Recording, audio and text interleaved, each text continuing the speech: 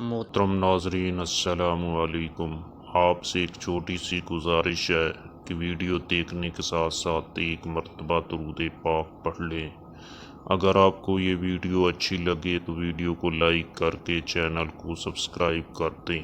جزاک اللہ۔ کسی زمانے میں ایک غیر مسلم نے اسلام قبول کیا تو اس سے پوچھا گیا کہ اسلام کی کس بات نے تجھے متاثر کیا؟ تو وہ بولا کہ صرف ایک واقعہ میری ہدایت کا سبب بن گیا۔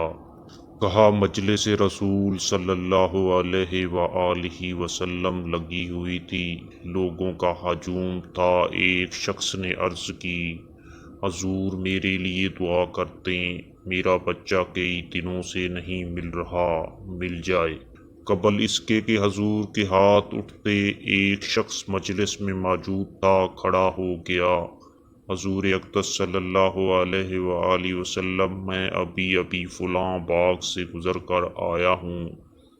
اس کا بچہ وہاں بچوں کے ساتھ کھیل رہا تھا۔ باپ نے جب سنا کہ میرا بچہ فلاں باغ میں ہے تو اس نے دوڑ لگا دی۔ آپ صلی اللہ علیہ وآلہ وسلم نے فرمایا، اس کو روکو، واپس بلاؤ۔ اس نے کہا، حضور آپ جانتے ہیں کہ ایک باپ کے جذبات کیا ہوتے ہیں؟ کہا، اچھی طرح سے آگاہ ہوں، لیکن تمہیں بلایا ہے، بلانے کا بھی ایک مقصد ہے۔ اس نے کہا، جی حضور ارشاد فرمائیں۔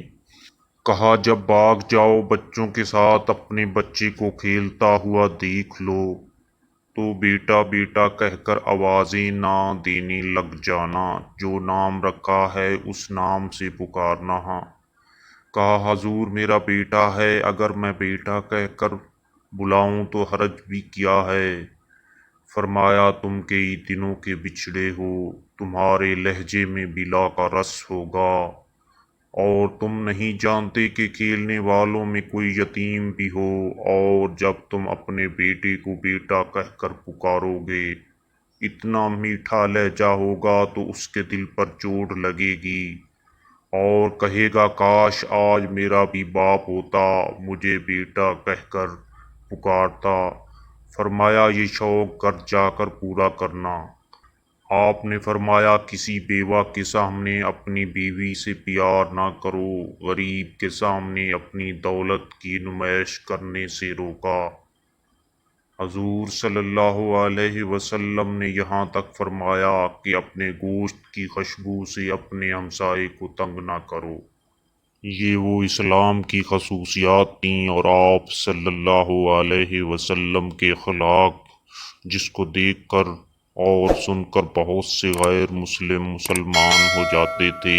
اللہ تعالی ہمیں بھی اس پر عمل کرنے کی توفیق عطا فرمائے۔